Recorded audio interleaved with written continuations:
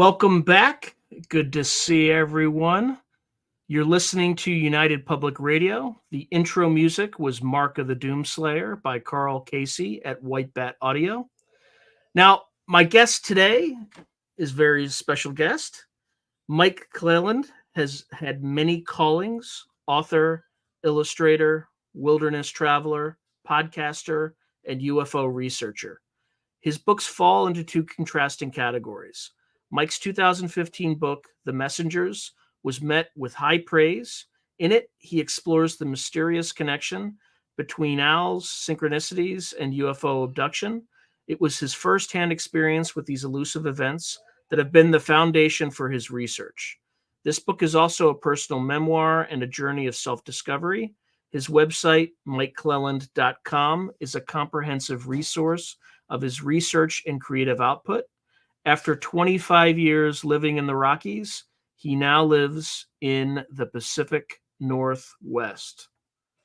Mike, welcome back. And by the way, you have a new or revived podcast. Just tell us really quickly about that before we get started. I had a podcast way back in the early days of podcasting in 2009, which is an ancient history. And it has been dormant for 10 whole years, and I just revived it about a month ago, and I'm starting to podcast again. You know, honestly, there's like friends of mine in the field where I kind of think, I should just give them a call. I haven't talked to this friend. I haven't talked to him. And it's like, and it's easier to say, hey, you want to be on a podcast? So then we can really get into it. So that's most of the reason I'm doing it. Yeah, it's really useful because you kind of record it for posterity and other people can listen in on the. Yeah, it's a huge. I wouldn't call it an innovation, but it basically is an innovation in terms of getting information and things like that.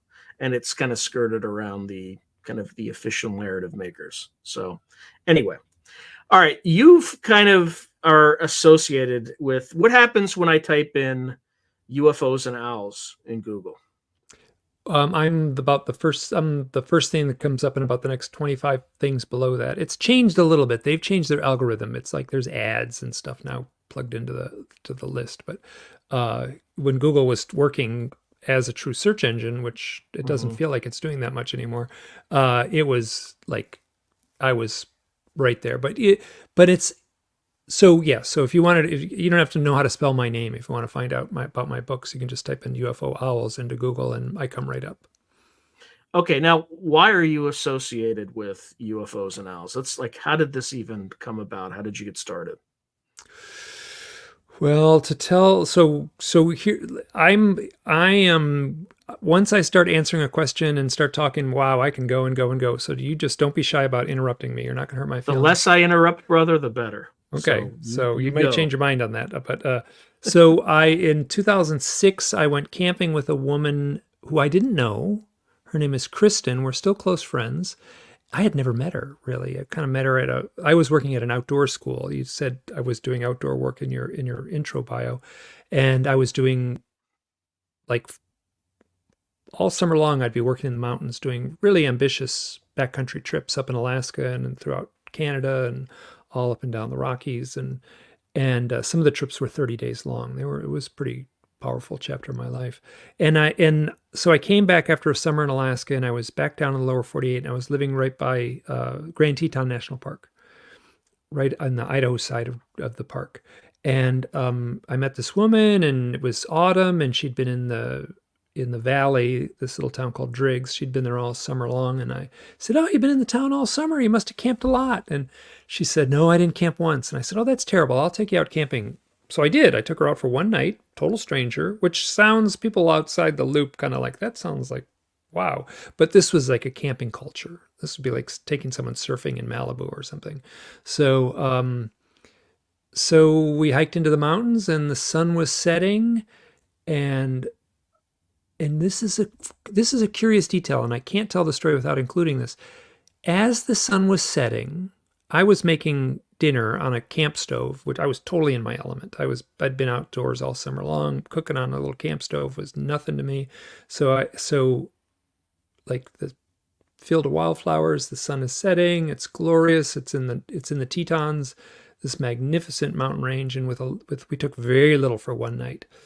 And so our packs were light, so we could get in pretty deep into the mountains in just a few hours. So she's talking, Kristen is talking, and I'm like kind of thunderstruck. I'm like, this is really, like I was really struck that how smart this woman was, how insightful she was, how deep she was. And then as she was talking, an owl flew over us. And then a second owl, and then a third owl. And it went on for about the next 2 hours. So I was, we were, so we didn't bring a tent. So we just laid our sleeping bags down on the ground on our sleeping pads. And we had the sky above us and beautiful, magnificent stars. And these owls would swoop down in front of our faces. And they don't make any noise in flight, or hardly any noise, essentially zero noise in flight. And they're eerily silent. So you would just be like, all of a sudden, the light, the stars would just go, would be blacked out for just a half a second. And the next morning, we're like, wow, that was great. What a cool experience. And I said, hey, let's go camping again. This was really nice. So 4 days later, we went camping to a completely different part of the mountains. And at sunset, the same thing happened. 3 owls surrounded us. And the first time, 4 days earlier, they kind of kept their distance. They'd land on a branch over there, or they'd kind of swoop fairly close to us. Not this time. They were landing on branches right next to us. They were landing in the ground right at our feet. I remember the look on Kristen's face where this owl was like standing at our feet, and she just had this look of just like just astonishment. And I felt the same thing. So I didn't talk about it then, but I'm talking about it now. As we were seeing those owls, 2 separate nights, 4 days apart, in a different part of the mountains, as I was looking at these owls, I had a voice in my head that said, this has something to do with the UFOs.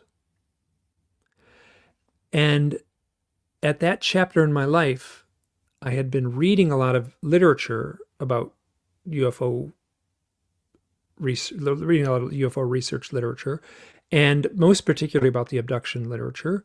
And the owl thing was part of it. It shows up here and there. You'd read it. So there's a book this thick. There might be a paragraph about owls, or a few sentences. It's in there. It's all over the place. And so I was aware that there was this loose connection that everyone would mention. And so when I saw these real owls, I was just like this voice said, this has something to do with the UFOs. And so 2 things happened afterwards.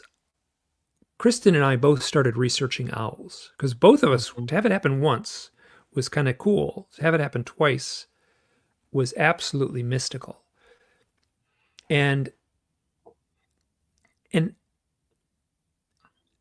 so we were researching the mythology of owls and the folklore of owls and sort of the animal totem mystique of owls. And at the same time, because I had that voice in my head, I started researching the UFO stuff. Now, leading up to this, in my life, I had the events that get reported by people who have UFO contact. There's the reports, the stories that UFO abductees could tell. I could tell many of those similar stories. And I wasn't going there. Wow. I was like, no way, not going there, not me. I'm not going to put myself, I would believe other people when they told it. I didn't believe myself. It's like, can't be me, can't happen to me.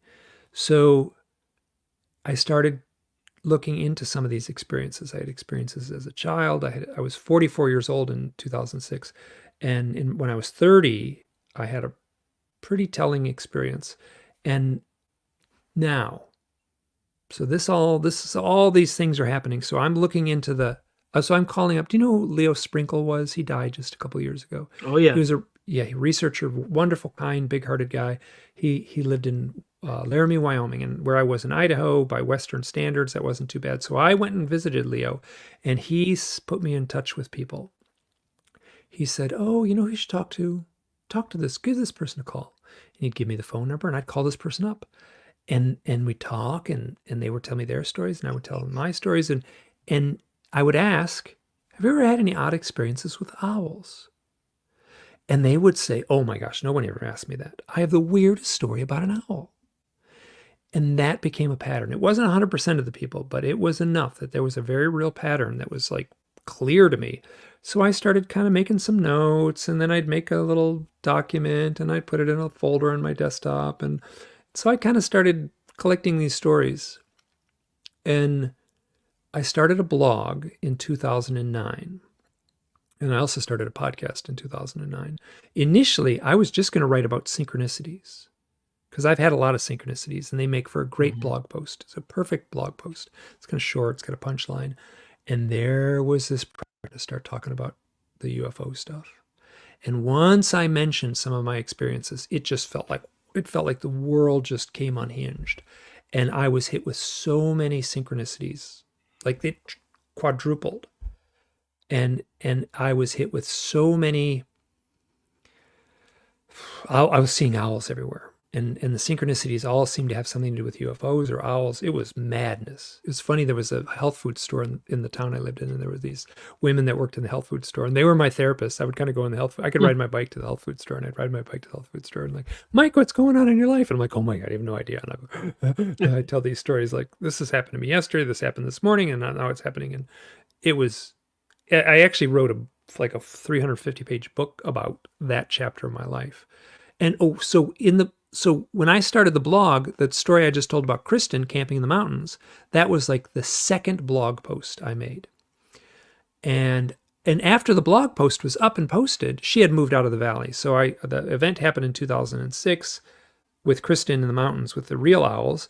And then I started the blog in 2009. In that intervening 3 years, she moved away, but we kept in touch. So I was thinking, like, what were we talking about? I remember she impressed me. She was talking about something very impressive and thoughtful and insightful the moment those first 3 owls showed up.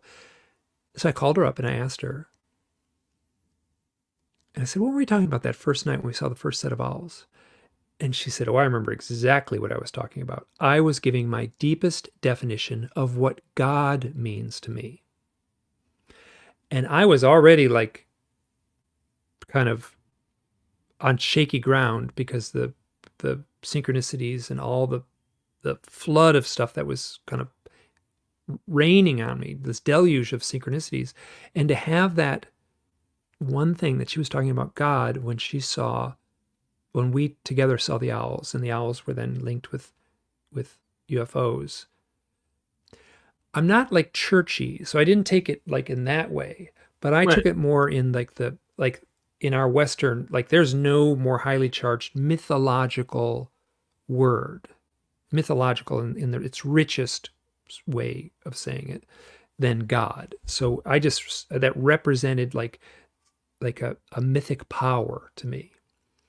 And that in so many things like that were happening that forced me to take this seriously, not just the owl research and not just the UFO research, but also the synchronicities that seem to be blended in with these things. So the cover of my first book, the subtitle is Owls, Synchronicity, and the UFO Abductee. And I had to put all 3 of those there because they are intertwined in a way where they're so tangled up so tight that I can't untangle them. And that's been the core of my research. So yeah, you asked a very simple question, how did I get into it? And there's a long, multi-layered answer, which is kind of typical in these studies. So tell us more about the owl. Why the owl? Why not a raven? Why not a hawk? Why not some other bird? An eagle, yeah. Why not an eagle? Why not a hummingbird? Yeah, there's all kinds of mythically charged birds and other animals too. So my answer to that would be, do you know who Jordan Maxwell was? He was a mythologist. No, he died a couple of years ago. He was a really prolific. He talked about mythology. He talked about synchronicity. Really remarkable guy, and he's talked on a podcast way back when I was first getting into this stuff, and he gave his home phone number out. And the host was like, you don't need to give your home. How do people get in touch with you? And he's like, here's my phone number. And like, the host was like, you don't have to do that. And so he gave his home phone number. I was like, holy crap, I'm calling this guy up. So because I'm in the flood of the owl stuff. So I call him up And he said, "How did you get my number?" And I'm like, "You gave it on a podcast." Like, what? I'm like, well, you don't just call someone. Like, whoa. Like, and he was getting ready to hang up the phone. He's like, "I have one question." And he, "What is it?" And I said, "What's the symbolic meaning of the owl?" And he said, "The owl symbolically." So this was like very early on, and it has been confirmed just as I dig deeper into the research. But he pretty much said, the owl flies through the forest at night in complete darkness. To ancient man, that must have been magical. So flying in the forest at night in complete darkness becomes a metaphor for flying to that other realm. Like, we live in the land of, and we live generationally, which hasn't been that long. Like, my great-grandfather wasn't born in this world where we had the electric light bulb. But we all have it. So the night has lost its mystique. It's lost its mythic power. But it had its mythic power. Boy, when the lights went out, when the sun went down, it was dark. Everyone in the world had a mythology about the night. So the owl was the totem of the night. The owl flies into the night, but the night is the land of testing. It is the land of the gods. It is the land of the ancestors. It is that other realm. So the owl flies into that other realm and returns with a message. That's consistent. That's consistent all over the world. Pretty much. So I was like, thank you, that was great. So I started to do some research. And so the ancient myth is the owl flies into the darkness to that other realm and comes back with a message. The eagle flies in the bright daylight, and it can deliver a message. It can be a totem, but it's like out in the sunshine. It's in the big empty sky. So Zeus in Greek mythology is bare-chested, and he lives on top of a mountaintop, and he's full of like rage and jealousy and like lust, and so he's got all these like ego problems that he's working out through his mythology. And he's got the eagle that flies in the bright sunshine. The owl flies in the dark, and the owl has a woman, Athena. Zeus's daughter is the keeper of the owl. She has a companion owl. So she is the goddess of wisdom and also the goddess of arts. She's also the goddess of commerce and war, but she lives alone. Well, she sometimes lived with she's a virgin goddess, and she lives alone in the forest and is wisdom. And the owl represents that kind of shadow wisdom. So that's ancient stuff. Like right now, present day, Harry Potter has an owl that delivers the mail, right? So the most popular book in the history of publication, or series of books, I guess, be more correct, has an owl that delivers the mail. That is our ancient history, present day, alive. The owl is delivering a message. Now, I will also add that J.K. Rowling has O-W-L right in her name. Says owl right in her name. But that's a tiny clue that doesn't mean anything. But it's the kind of like synchronistic flair or poetry that shows up in this stuff that I really pay attention to. So you asked why owls. I would argue that the owl is symbolic of, here, you know what? I'm going to do something. I sometimes do this because everyone asks the same question. In my second book, do you know who Richard Dolan is? Yeah, of course. Richard Dolan published my first book, and it was funny. He called me up on the phone. He's like, Mike, I'm loving this book. He read the manuscript. He was reading the manuscript. He's making some editing notes and stuff. Mike, I'm loving this book. When do you get to the part when you tell like what the owls mean? And I was like, you're going to be disappointed because it's a mystery to me. And so I published a second book, which is called Stories from the Messengers, which was essentially stories that wouldn't fit into the first book. Too long, just the book was already too long, so I had to chop some stuff out. That was a big part of the second book, which is called Stories from the Messengers. And Rich was like, I am not letting you off the hook. You do not get a free pass on this. You have to explain what the owls mean. And I was like, okay, so here, I'm just going to read. Is it okay if I just read from this? It's a couple sentences. Yeah. Okay. Number 1, owls are alarm clocks. The simplest answer would be that they are here to wake us up. But wake us up to what? So there, I cheated a little bit when I wrote this because I answered each question with another question. Wake us up to what? Number 2, the owls are an archetype. They are a symbol, an image stored deep within humanity's genetic memory bank.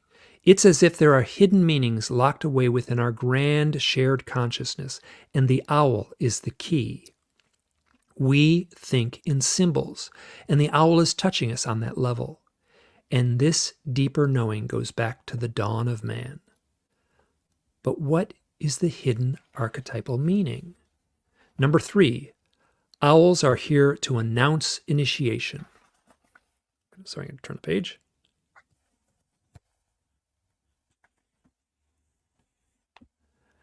Owls often seem to show up just before the arrival of a UFO, as if to announce an impending ritual.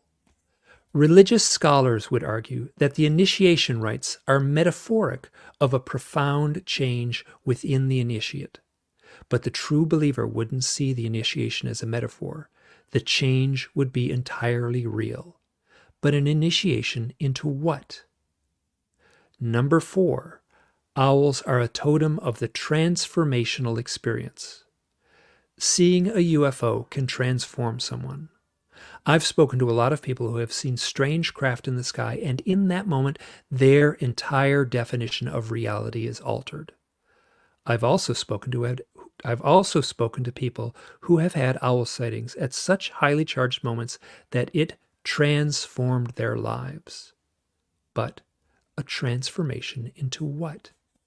So those are the 4 answers. You asked what the owls mean. That's as good as I can come up with. And I still, I've said this before, like I could wing it, man. I feel like my file cabinets, I got enough data. I could make a pretty good argument. I don't know if I'd believe it. I could make a good forceful argument. I'd sound smart and I'd sound like I was passionate, but I am so wishy-washy as what the source of the meaning of the owl might be. But I can say that the owl is in that, I'm going back to the owl flies through the forest at night. And that it represents this shadow wisdom that's just outside our palpable, just outside the edge of what we can reach. Now, you've collected a ton of different stories. What are some of the oddest stories you've heard about the owl? They're probably all odd, obviously. They're all pretty odd, yeah. So, I mean, well, that's not true. Some of them are like kind of like, I got to be really careful because, I mean, these are people's experiences. I don't want to like make anyone feel bad. Like someone else is like, oh, their experience is better than yours, because I don't think it doesn't work that way. But so here here's a really simple one. This is not odd at all. This is like normal. This is this fills my email inbox every day. Stories like this. This very early on, a guy named Derek got a hold of me, and I was in New York City at the time, and he lived in New York City. So we went to the bar, and he told me his story, and super great guy. And he was camping as a young guy. He's probably in his early 40s, but as a young man, he was camping in the desert of Arizona. He from the East Coast. He's first time ever in the desert, so he's blown away by all the stars. And him and his friend are sitting there, and then they notice in the starlight, there's this owl on top of a cactus looking down at them. And they both get this kind of feeling like, whoa, which is consistent. Owls are not, it's not like seeing a bunny rabbit. They have a majesty and a power and an ominous quality to them. So they see that they're both like, whoa, this is intense. So the owl flies off. And a moment later, a triangle-shaped craft, it sounded like it was fairly small, flew directly over them. And he fought to describe how this craft like hugged the landscape. He it hugged the landscape in this way that did not match an airplane or a helicopter. It was positively eerie the way this thing moved. It made no noise at all. And then 2 days later, he saw another UFO. It was a bright dot of light that followed his car. He was driving with the sunroof open, and he could look straight up and see this thing. It wasn't reflecting off the glass, following his car. And then he told me a few other stories. He was like, I had this really vivid dream where I was lifted up out of my bed, and then I floated through the wall. And then the next morning, his wife said, I had this weird thing last night where like I was afraid to open my eyes because I knew you weren't in bed. And then he had a bunch of stories like that. And then he said, oh, and during all this, I had a spiritual awakening. So this is the baseline. This is the normal stuff that I'm getting. So the spiritual awakening, the clues that there might be something more going on. I'm really cautious to say abduction. That's a highly charged word. But so some sort of contact event seems to have taken place. And the owl seems to show up before the UFO. That's very consistent. So, and now you want the weird one. Let me think for a little bit. Okay, so there's a friend of mine. She's a good friend of mine. Her name is Karis Melina Brown. And she has had what feels like UFO events. Like you really talk to her and she tells all the stories that someone who said UFO events would have. She's very psychic. She works as a psychic. She does psychic sessions for people. Very intuitive, very spiritual. And then she's like, but she knows, she's like, I feel like this has happened. So she was going to go on a walk. And she had this feeling that she was going to see the aliens. Like, today is the day I'm going to see an alien today. I knew it. I'm going to see an alien today. I knew it. And let me say, she was also involved in fairy research, like fairy folklore, very immersed in fairy folklore. And she's walking through the forest. She passes people on the trail. The people don't pay attention to her. She's a very striking woman. So that the fact that no one paid attention to her doesn't make sense, So people absolutely didn't even notice her on the trail. So she kind of, all of a sudden she gets this kind of thing, I should step off the trail. So she walks off the trail and walks through the trees. And then she looks at this rock and like, I'm supposed to sit on this rock. So she sits on the rock. And then there's like this kind of voice in her said, no, a little to the left. Not that far left, back a little bit. Okay, right there. Okay, good. And so she's sitting there. And in front of her, there's like all these bushes and stuff like that. And it's in the forest. And then there's like kind of the way the bushes are. There's like a little tunnel, like a little open spot through the bushes. And there's these two eyes peering back at her. She's like, what is that? And it was an owl. And she looked at this thing and she was like, she said, I'm not sure if she said it aloud, but she said it, whether it was loud or in her mind. She said, are you a fairy? And then in her mind, she's looking at these owl eyes. She's locked with these owl eyes. In her mind, the voice says, why? She says, are you a fairy or are you an alien? And then the answer comes back, why can't I be both? You're both. Which is a great answer. So, and I have this, I'm so glad I recorded this. She explained this on a recorded call.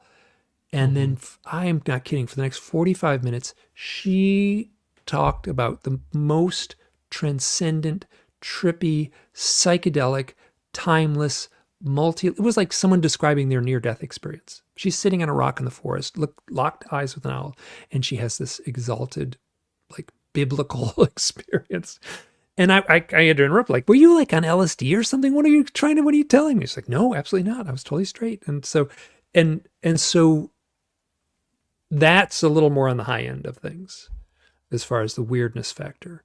And so I've told this story on podcast before, like it's in my book, and I get a lot of heat from like people that are like, you can't include stories like that. I'm like, what do you mean I can't? Of course I can. Yeah, this is what people are telling me. They're telling me this is like a peak experience for her. This was like a powerful, life-changing experience for her. And so I'm at a loss as to the source of these things. What I can say, I said it right in the thing. People have the owl is the totem of the transformational experience. This Karis was already at a kind of high level of her own spirituality, and this event just pushed her, even further down that path. So, I got this is, and now so I should be cautious saying something here. Well, I'm not cautious, but I feel I need to say this. I am not doing objective research. I feel like I'm doing subjective research because I've had my own owl experiences. I've had my own UFO type experiences. You're recording narratives. You're recording narratives. I feel like I'm not doing scientific work. I am doing journalistic work, or like a folklorist, who collects, ancient mythologies or something like that. But this is not ancient. This is present day, real. It's arriving in my email inbox.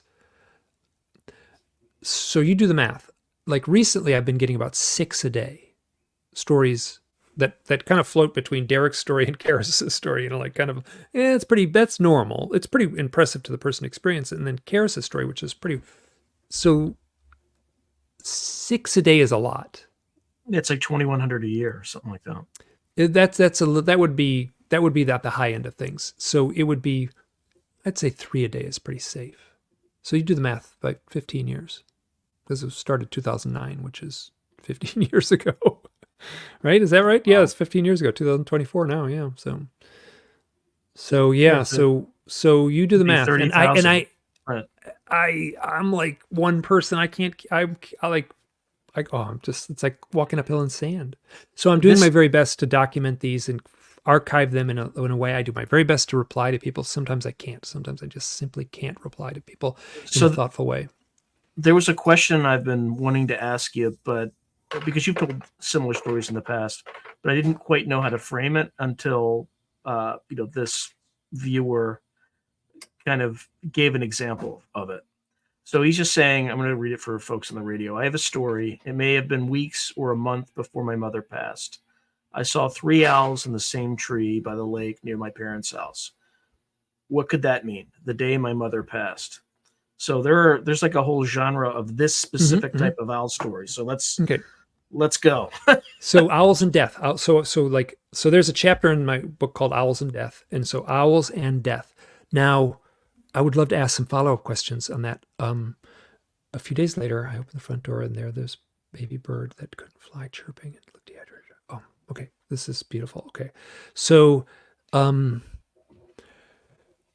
the stories, she's telling a story. So that would be I'm getting a lot of UFO stories with owls. Mm-hmm. I'm asking for those. I'm also getting a lot of owls and death stories. I'm asking for them now. I didn't ask for them in the same way that I did earlier on. And then the stories that I'm hearing mostly, here's the baseline stories that I'm hearing mostly about owls and death. A child will, not like an adult, a grown adult, their parent will die. One of their parents will die. And afterward, they will be visited by an owl. And this takes all kinds of forms. And one of the things that happens is, this is not 100% consistent, but it's consistent enough that it's a very real pattern, is there, and I could tell some beautiful stories, their grieving will be alleviated with this owl. They will talk to the owl as if it is their parent, and their grieving will be alleviated. I have a story. This is one of the first ones I got. Guy walks out of a hospital. His dad had just died of a massive heart attack. He was in the hospital all afternoon, all evening. There was paperwork. There was emotional issues, his family. So finally, late at night, he leaves the hospital and he steps out, and the electric doors open up, and he steps out, and he's on the cement sidewalk, and on the grass next to the cement sidewalk is an owl. And he walks up to this owl and he goes, "Dad, I love you. Thank you. You were a great father. I'm honored to be your father." That is normal. I am convinced this is something that has happened all throughout human history, and it is still happening now. I am certain in an ancient time, there would have been some little lady that lived at the edge of the village that was kind of the caretaker of these stories, or there would be some shaman in a teepee or something, and there would be a knowledge within the tribe of these kinds of stories. We don't live in that world anymore. We live in this materialistic thing where science comes first and folklore is lying and this stuff is hooey, but people are still having the experiences, so they don't have any way to process them. And I'm at the receiving end. So what I can say to the person who wrote into you, you are not alone. You are not alone. This is so common. This is part of the human experience. I'm convinced that people stepped out of the cave and saw an owl after their parent had died and talked to that owl. Now I'm not sure if it's a man or a woman, but the story that was told by your there was someone in the chat. Yeah, Soulite, U.S. expat. Okay, they explained that they heard an owl or 3 owls hooting before their mother passed. The same day, so I'm not sure if it was before or after. Okay, Before he knew. Before he knew, obviously, but not necessarily right. So this is it. That's as part of the folklore. Okay, so I saw the owls before my mother. Okay, so this is I'm getting a little more. I'm getting more accounts in my files of owls showing up after, but I've certainly got plenty where they show up before too. And in folklore, it shows up in Shakespeare. It shows up straight in Shakespeare. There's a scene in Macbeth where one of the characters is about to die, and there's some actor backstage makes an owl hooting noise, and then that all the people on the stage react, and someone says, I can't remember what the line is, what does the night bird shriek? It's very ominous. So it looks like it was 3 weeks before his mother passed. He saw 3 owls. Okay. And so I don't want to judge it'd be great if it happened the same night. I actually have a story. I have a story of someone who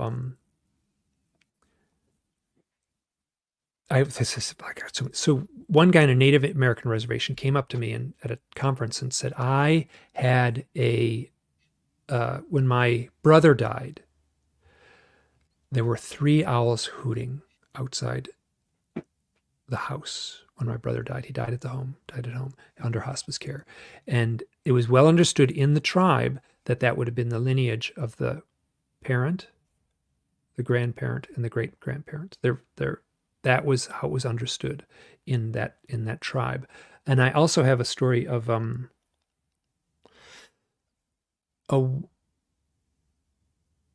someone's mother died, and they was in hospice care, and she had been talking in her final hours, had been talking to her husband who had since died.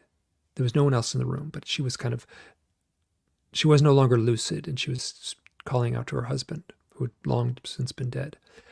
And as she's calling out to her husband, an owl starts hooting out the window. She dies peacefully. And then there are 2 owls hooting out the window. And the woman who told me just said, it was so clear to me that she had joined her husband, my dad. My mother had joined my dad because it was only 1 owl, my dad. She just said, that owl hooting out the window is my dad. Then there were 2. After she died, there were 2 owls hooting out the window. There are these beautiful, beautiful stories that she had, and now, or I'm not sure if it's a woman or not, but that the person who wrote in also said that there was a baby bird was on the porch, and I just want to know what happened with that baby bird. But so this is like if you were writing a screenplay for a movie and you wanted a little mythic, poetic scene. So this is what happened to the baby bird. The bird got picked up by animal rescue. Then I saw a light in the sky that seemed slow, and it was white with no navigational lights. I've seen a few UFOs in my life so far. Okay. Yes. So it's very difficult. I'm gonna take a couple steps back. It is very difficult to find a meaning to this story. But what I can say is I can step back and I can feel a poetic meaning. I can't analyze it, but I can feel it. And this is more so lately. Well, I guess it's been but I am trying to analyze these stories with that, I'm putting my hand right on my heart here, with that symbolic power rather than the intellectual power. I don't want to overanalyze these stories. I want to treat them as a living myth, the way you would analyze a dream or a poem. So what they shared, this is exactly the kind of, remember, so the owl flies in the darkness. This is a poetry that is shrouded in darkness. There are no clear, easy answers. And I think this is built into the to the mystery. We're both reading. Well, right when my mom passed, there were these heavenly clouds over our house, and joking around saying it's God picking mom up. Right after I said that, she passed. If someone had written this into a story, into a storyline of a novel or the screenplay of a movie, it would make complete sense. Mm-hmm. You would understand it in the audience. When it happens in real life, many people are cautious to treat these poetic moments with the power they have. And if I would encourage anyone, I guess I would say, like, just live in that magical universe, because I feel like this is happening all around people all the time. And I say that because of the overload of stories I've received. Are you getting more of these stories, or are they constant through the last 15 years? I would imagine you would see some sort of a ramp as you became more well-known, but what I'm trying to get at are like kind of the events going on in the world right now have resulted in some sort of a quickening or something like that? Or is it just, okay. I think it's showing up potentially in a quickening of like, let's say, synchronistic events that are showing up in people's lives, but not so much owl events.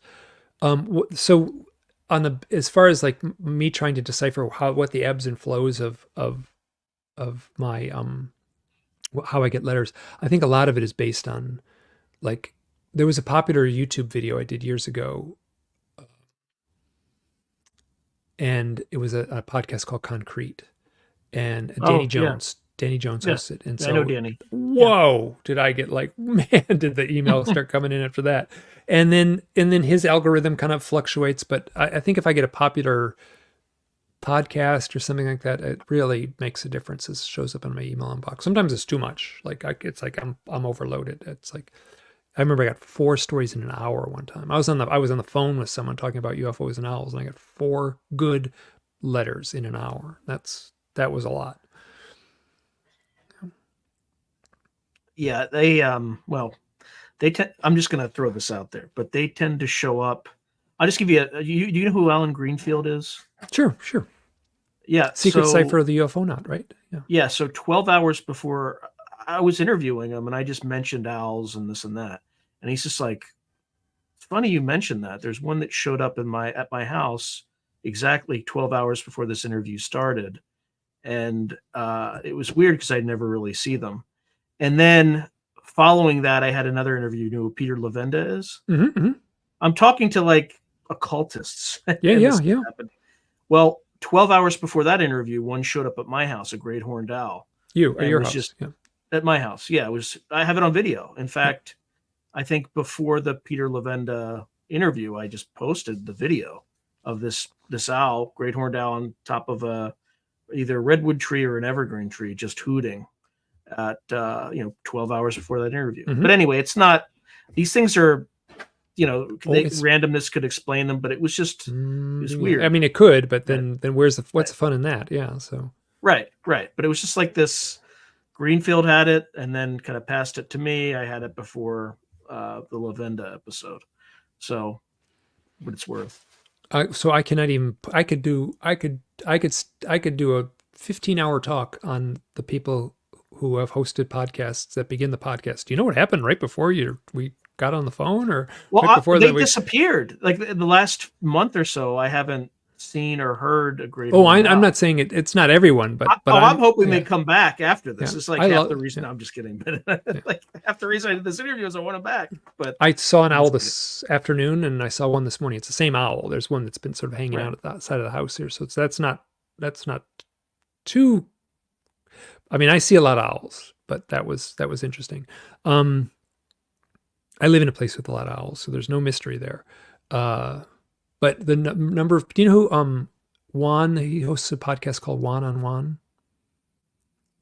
Say more. What's his Twitter? Is he Planet Hunter? I think it's Juan on Juan is the name of his podcast. No, I don't know. Okay. I don't know. And so I did a podcast with him, and he said, this is a great one. So he was going to interview me the next day. So it's the night, and he's with his wife and his little son, and I think his son is tiny, like 5. And so they're in the backyard, and he's thinking to himself, I'm going to talk to the owl guy tomorrow. I wonder if I'll see an owl. And his son goes, Dad, look. And an orange orb floats through the yard. So that I've had so many accounts of people saying, I wonder if I'll see a UFO tonight, and then an owl hoots. Or an owl will fly through the yard, and they'll follow the owl, and then there'll be like a UFO in line where they were looking. Oh, I got this, this is just on and on and on and on with stories like that. Yeah. Somebody's having some deja vu. Oh, it might be because I tell the same stories over and over again that you might have deja vu. Yeah, so some of these are different. There's still new material. There's definitely. Yeah. The problem is some of them take a long time to tell. I got some great stories, but they take forever to tell, and they don't make for very good. I mean, like a half hour to tell some of the really, really strong ones.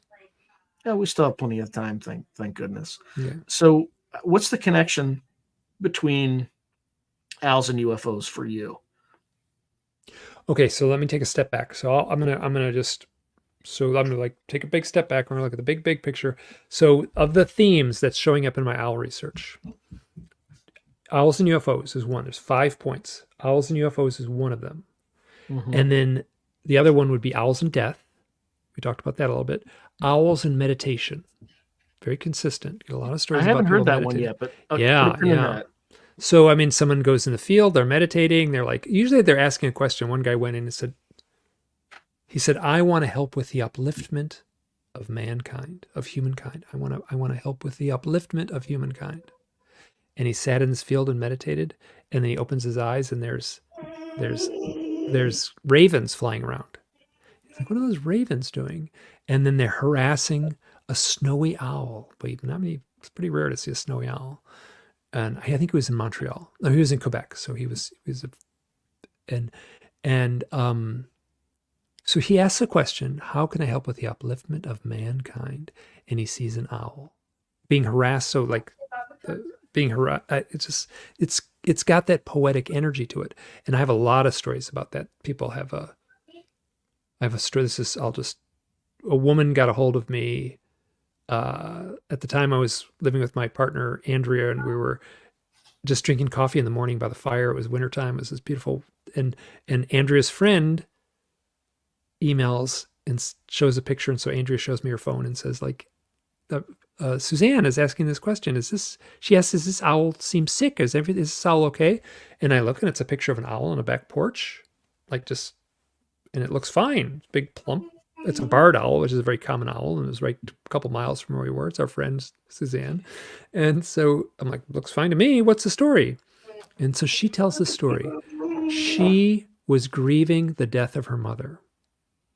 Her mother had died, and she was meditating. And her intention for her meditation session was, how do I come to terms with the death of my mother? I'm still suffering. And so she was on her couch, she's sitting, she goes through the meditation, her eyes are closed. When she opens her eyes, there's an owl staring at her through the window. If she had been a little bit this way, she wouldn't have seen it. If she would have been a little that way, it was kind of through the house. So she walks up and there's this owl there. And she said, what do I do? And I said, you open that window and talk to that owl like it's your mother. And so she did. And the owl hung out all day. I found out afterwards, I really quizzed her on this one. I wrote a chapter on one book about this one event, and I really quizzed her on it. And she said, oh, this was my mother's birthday. It just goes on and on and on. So owls and meditation. So 1, 2, 3. So owls and meditation, owls and shamanic initiation. I talked about the owls, like an initiatory thing. So within the community of shamans, so it's funny. I talked about owls and shamanism on a podcast, and one of the podcast hosts said, well, who knows a shaman? When do you talk to shamans? And I'm like, you write a book about owls, you're going to start talking to shamans. They find their way to you. So within the community of shamans, it is well understood that owls show up around the time of the initiation of the young shaman, of the apprentice. It's totally understood. It's just the same kind of things. So then the last one would be owls and psychedelics, most particularly mushrooms. And so 5 things: UFOs, death, meditation, shamanic Shamans. initiation, and then psychedelics. I would call each one of those things a highly charged human experience. So I would argue that the owl is not connected to the UFO. The owl is connected to the highly charged human experience, of which UFO contact is certainly a highly charged human experience. So that would, someone just said they found a bird feather. I just found this the other day. This is a barred owl feather. I just found it about a few hundred. Yeah, I actually found one when I got back from vacation last week. Yeah. So I would argue that the owl is not connected to the UFO. The owl is connected to the highly charged human experience, of which UFO contact is certainly one of the highly charged human experiences. So do you see where I'm coming with this? Yeah. I'm going to give you an example. So I started this channel a while back, about a year and a half into it, and I think a few months after I spoke to you, this guy showed up. Yeah. On my back fence, and I got within 5 feet of this guy, and it just had a strong male energy. I don't know why. I think it was male, but it just sat there and let me take 1,000 photos of this guy, and didn't leave, didn't fright, and it was weird. But anyway, I'm gonna, So I'll ask this. So I treat that exactly like a UFO sighting. So I don't try to weight one more than the other. Like if someone saw like a flying saucer in their yard, I would ask them the same questions with the same earnesty, and I would weight it the same. Maybe I'm making some mistake cosmically. Well, it was when you tell that story about the woman who had to like look a certain way. I was home alone. Nobody, the rest of the family was gone. And I just looked out the window and I saw, I kind of looked out my back window and I just kind of saw something there. And I'm like, what is that? And you look closer and there was the owl. And I'm like, mentally, I'm just like, please stay there. I really want to get a picture because no one is going to believe this. And, I got this really fancy camera. You had to put it together, all that stuff. And then I went out back and just slowly approached it. And I mean, it was that something like that has never happened to me before or since. And it felt highly significant. At the end of the day, though, it's just an owl is on your back fence. But right? It felt highly significant. So I'm like, if you say it felt highly significant, I'm like, okay, well, it felt highly. Sometimes someone tells you a dream, right? You're like, someone shows up and say, hey, want to hear my dream from last night? And they tell you this dream, and you're kind of like, well, it's kind of ho hum, but it felt important to them. So you said it felt highly significant.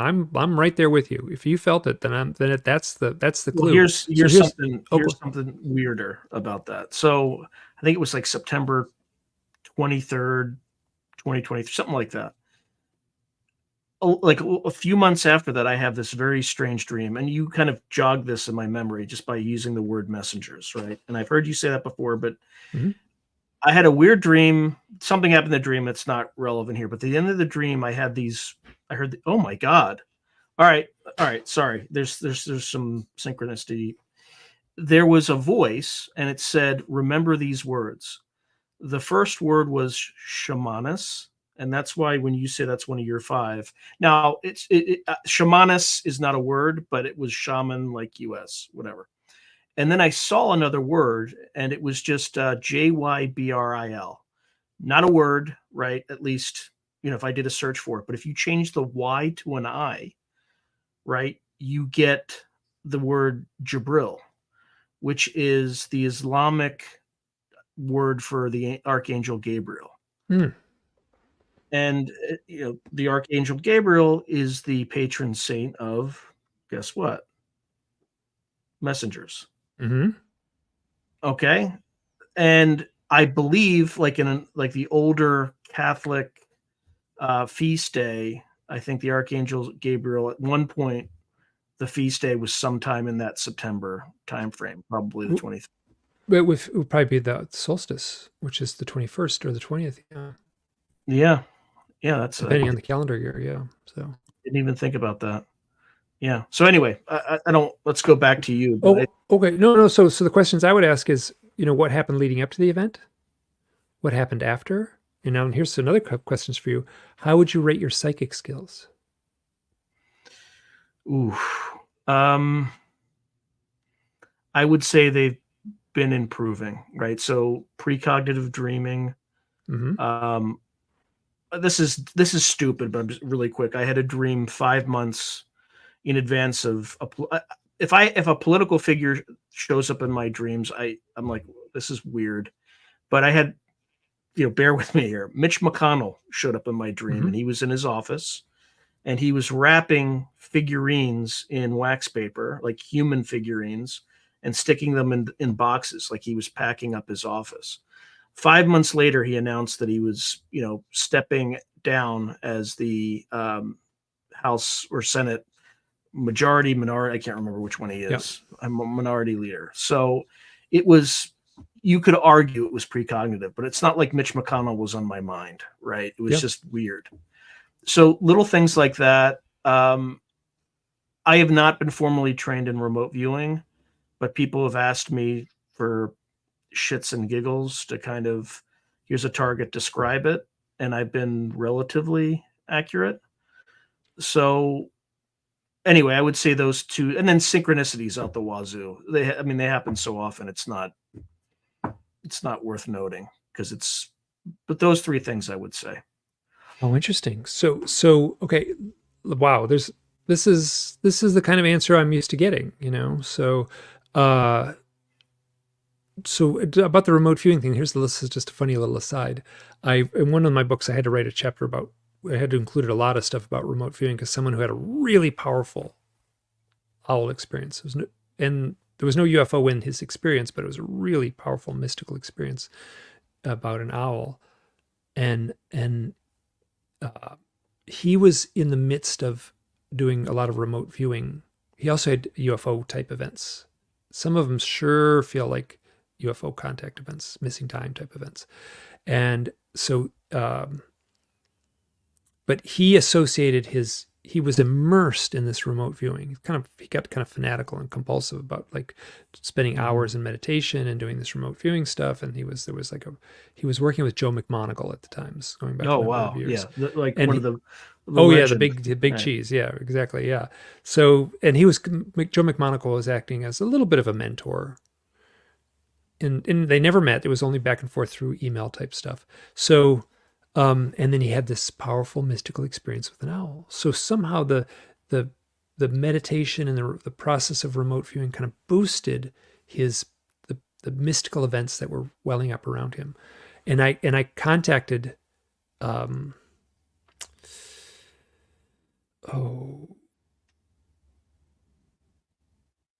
of the guys that was part of the John Alexander, who was part of the remote viewing. Oh, Colonel Alexander. Colonel John. I called him up. Yeah. Funny you mention him because one of my friends got him to agree to at some point appear on my podcast, and that happened in the last week. Yeah. So anyway. He was super. I mean, we had a good phone call, and I was a little nervous actually and so the question I wanted to ask him was, I kind of explained the story about the guy who had the owl and was immersed and I said, did people recognize this when you were part of the remote viewing program? This new thing was happening. There was back in the early 1970s. And he said, like, were mystical events happening?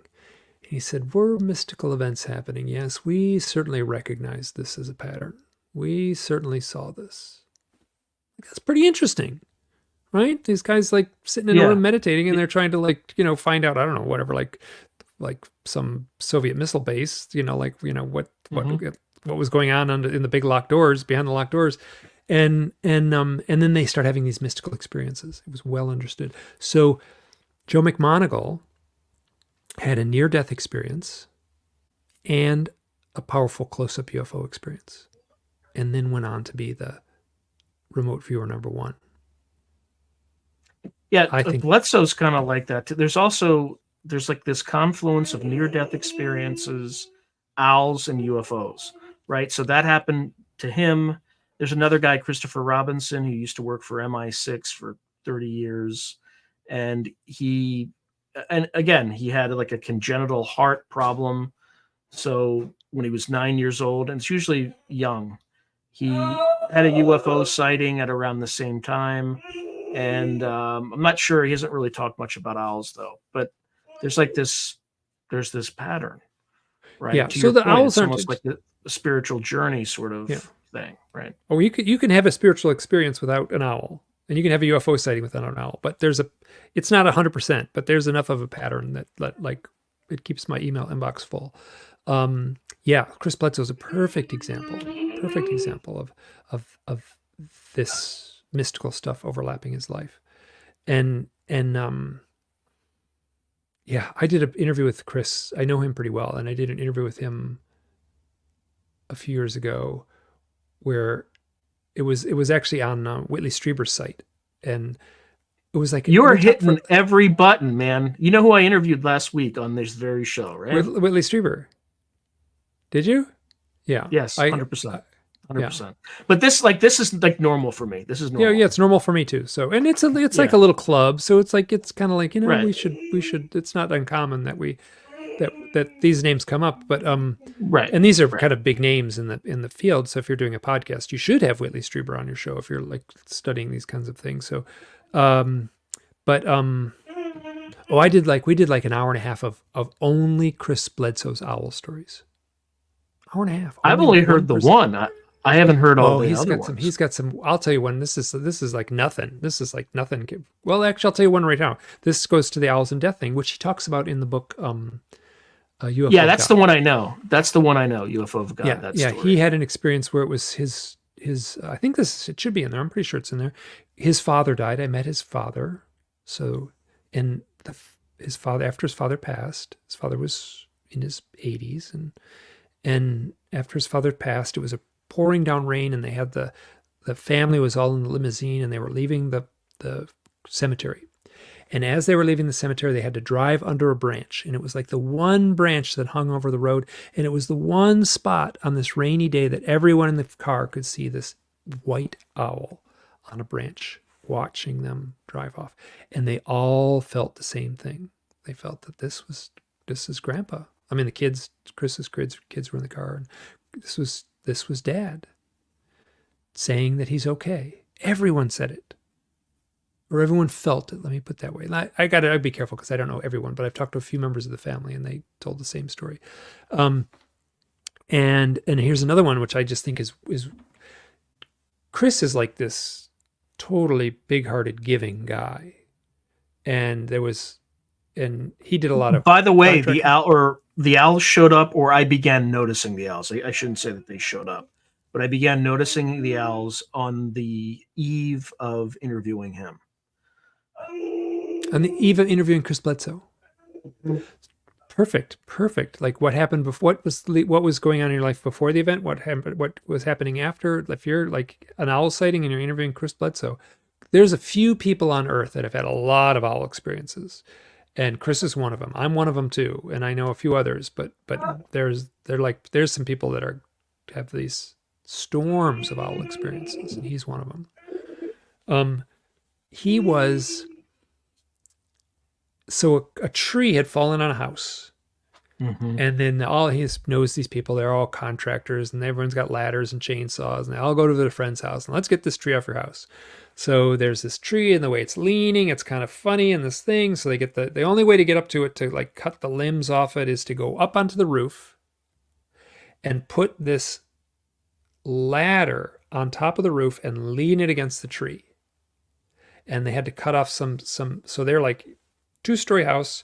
You put the ladder on the peak of the roof, and you climb up the ladder with a chainsaw, and this thing I can't remember, like that's leaning against the tree, and it's got the chainsaw, and it's like pinned to the roof, and they got to cut off some branches, and I'm hearing the story. I'm like, I know, let's like safety first, But so Chris is like climbs up the ladder, And this owl lands on the branch of the tree.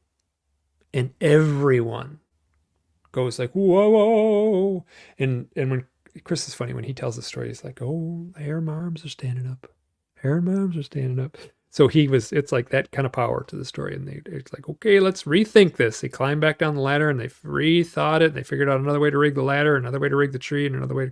And so when they actually did cut those branches off, the tree, which was pinned to the house, they cut off a branch and it bucked and it just shot up. So if there was a ladder leaning against that tree, it would have, he would have been 2 stories up with a chainsaw, falling. So yeah, so that didn't happen, but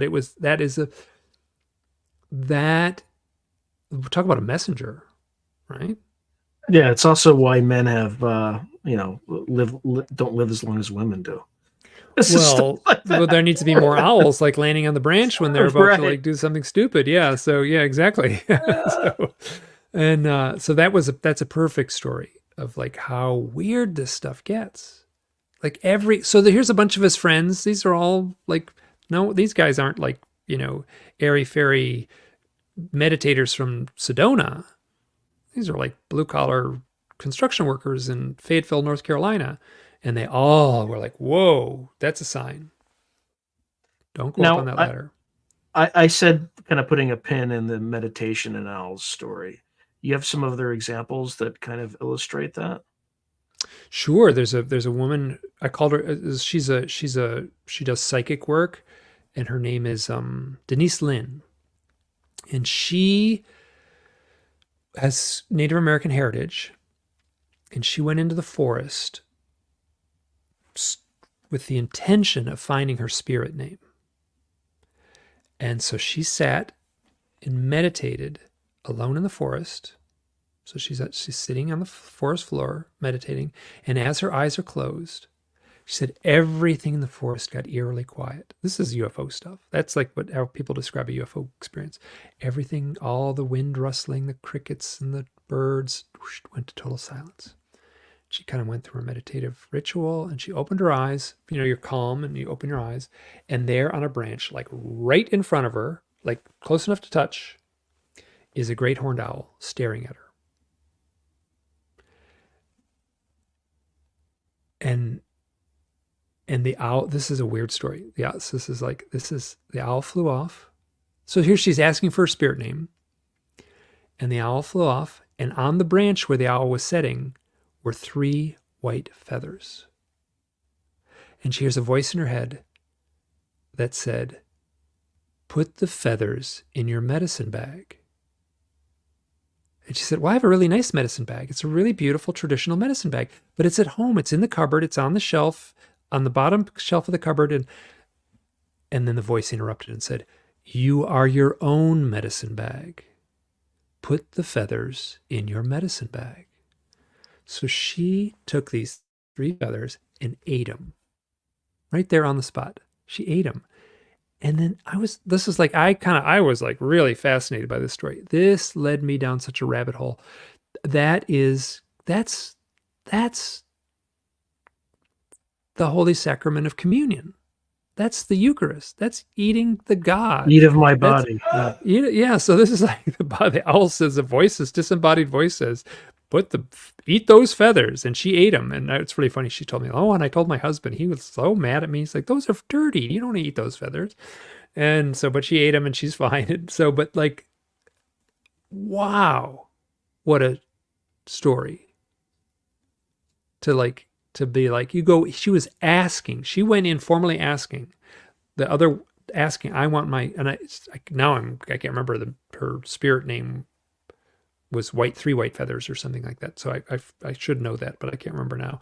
And then the woman, Suzanne, she was like, I'm meditating. My intention for this meditation is to come to terms with the grieving of my mother. And then the guy who saw the owls and the ravens. So ravens are a symbol of the day, right? And so black ravens of the day, white owl, symbol of the night, are clashing.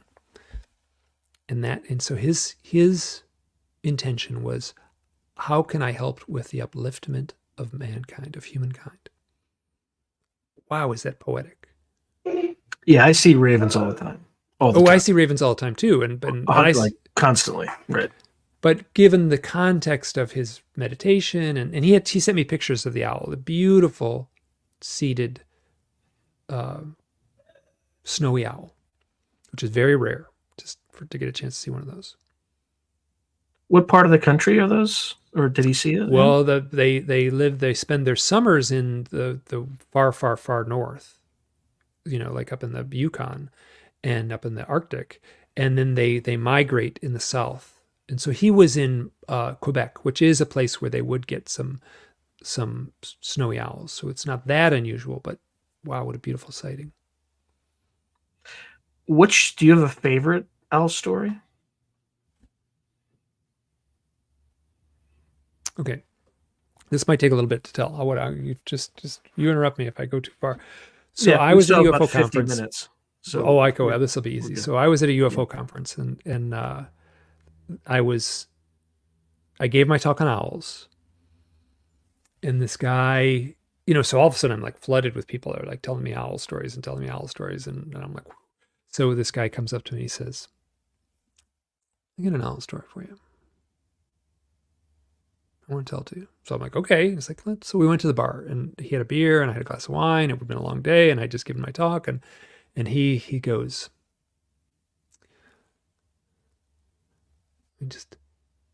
I had a book called The Seven Feathers. I have the book too.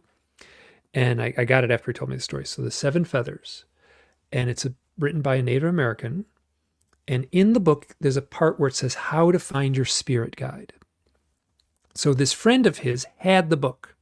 So he has this book, and he was in Montana, and he was working for the lumber industry. So it's like a summer job, and he's like walking through the woods, and he's counting trees. It's like a summer job. You're like, okay, how many trees here in this plot of land? Here's this grid. And so you just count the trees.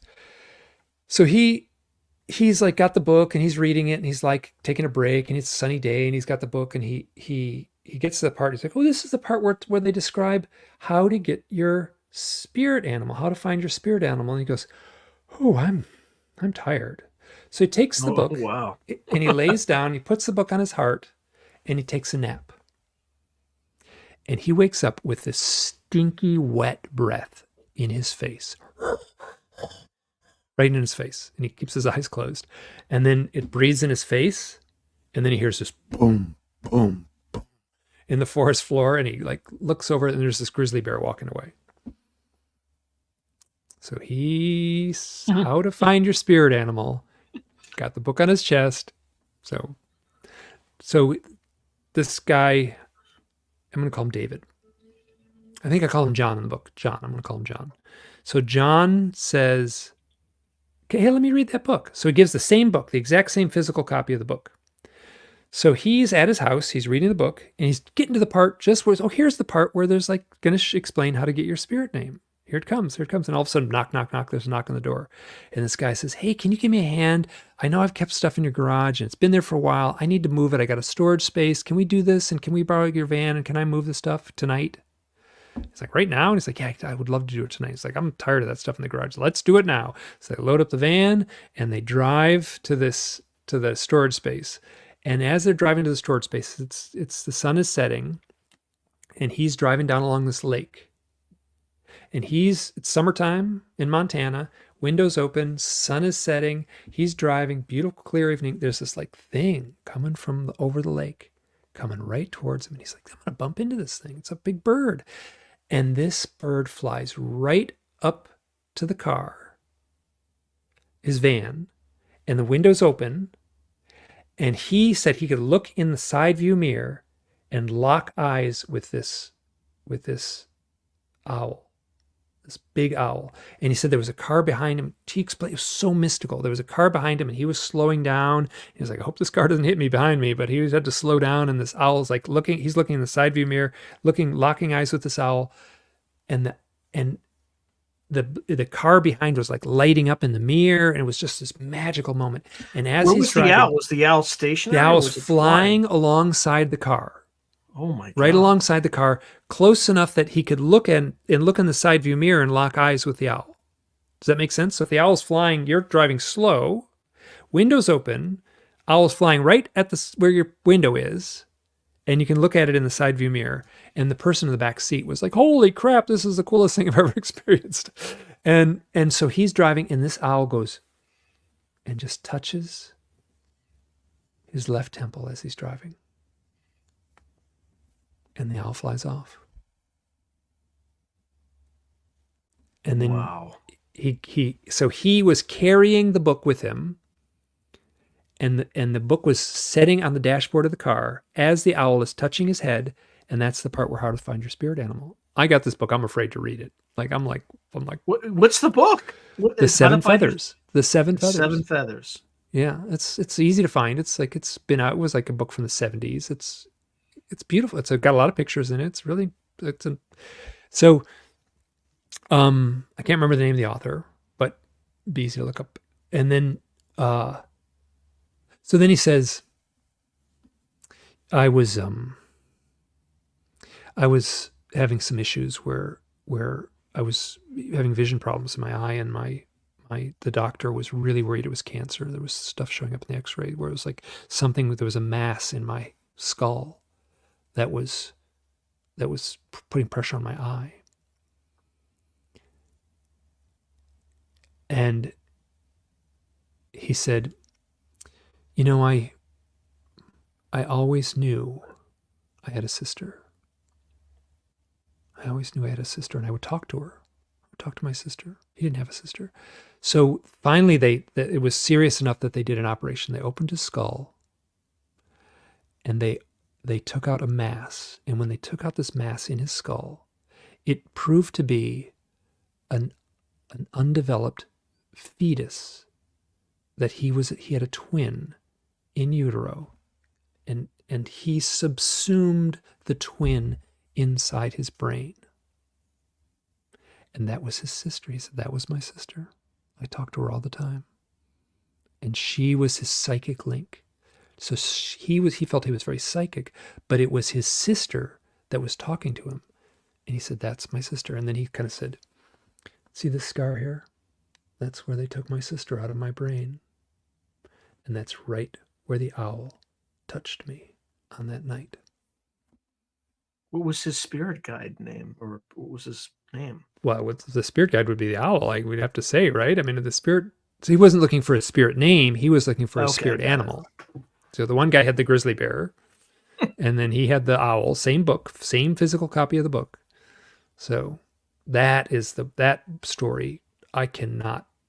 And then to tell that story properly, it just goes on and on and on with synchronicity over synchronicity, and he feels his sister is do you know what a psychopomp is? Yeah, somebody that leads you through to the underworld, right? Spirit that leads you to the underworld. He says, my sister is a psychopomp. She's the psychopomp. She's leading people. I know she's doing that. So he had this beautiful, heavy mythology, and he was writing poetry, and I was like, man, was I like. And this guy was great. This was early on when I was shaky about this stuff. And his story was so powerful. So I was on the phone with him, and the phone went beep, beep. And I'm like, oh, I'll get back to my friend. He's explaining my sister is a psychopomp. The phone goes beep, beep. And I'm like, I'll get back to my friend. And we talk, and I hang up, and then I call my friend back, my friend Phil, and I call up, and Phil's crying. And two of our good friends, I worked with Phil at this outdoor school, and I don't want to go too much into it, but two of our very closest friends died in a small airplane crash. Mm-hmm. And that phone call came in while I was talking to this guy, explaining that his sister was a psychopomp. The layer upon layer upon layer that the really powerful events have that kind of. It's very difficult to tell the stories. You saw me fight to tell the story. Like, where does the story begin? Where does it end? How do you tell it in a logical order? It's all mixed up, and it's a challenge to take on these stories because they have that flavor. Do you have any idea who the author of Seven Feathers is? Ooh, I could look it up, but it might be here. I can actually. Let me just look it up. Give me a second here. Just is going to because I got it right in the book here. Excuse me, the Seven Arrows. Sorry, the Seven Arrows. Seven Arrows. Seven Arrows. Forgive me, the Seven Arrows, and it's footnoted in my book here, and I can give you the author if you give me a second. Footnote 83. 83. Hymenist. Oh, I want to say Hieronymus, but that's not right. It's a very gobbledygook. It's a long name. Hymen Yost Storm. The last name is Storm. The Seven Arrows. Ballantine Books, 1972. Oh yeah, it looks like it's. I wonder if it looks like it might be. I got it used for like $3 through Amazon. Yeah, I think you can only get it used. Anyway, it's probably to print. Anyway, it looks like a beautiful book. I tried to read it. It scared me. I gotta say, I was like, oh, like I don't want. Like, you gotta say more. Why did it scare you? What about it? Well, I don't know. Like people, like a freaking guy with a grizzly bear, like sniffing his nose. I don't know. I didn't, get a. I mean, it didn't scare me, but the intensity of it, I felt like I needed to be ready of it. So let me say I was intimidated by it. That might be a better way to say it. So. Yeah, I think he's talking to you. Thank you. Right, the Robo Combs. Thank you. So. Yeah. Here, let me tell one more story. This has nothing to do with UFOs. Oh, and I'll tell this guy. This guy John had a really powerful UFO story too, and that doesn't surprise me.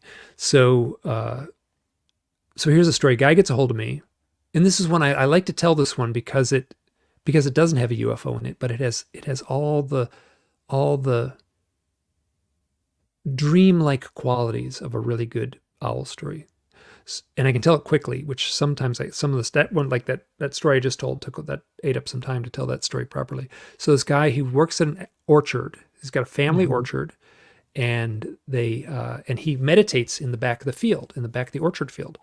And it's right up against the forest. So he goes back there. It's quiet back there. He meditates, and he, as his eyes are closed, there's this horrible, terrifying screeching noise coming out of the forest, and it scares him, and he's like, whoa, what is this? And he said the hairs on the back of his neck stood up, and he said, every fiber of my being said, get out of there. And he said, no, I have to go in and find out what this is. That sounds like a Western screech owl, actually. It turned out to be a barred owl, which does make a loud. Those are crazy. Still around me. I still hear them. Yeah, they're like chimpanzees in a Tarzan movie sometimes. Yeah. So he goes into the forest, and there's this barred owl on a branch at his eye level, and this barred owl is looking right at him, and it is screeching, and it's like squawk, squawk, squawk, squawk, squawk, and it's like he said it was angry at me. It was like chewing me out. It was like angry at me, chewing me out.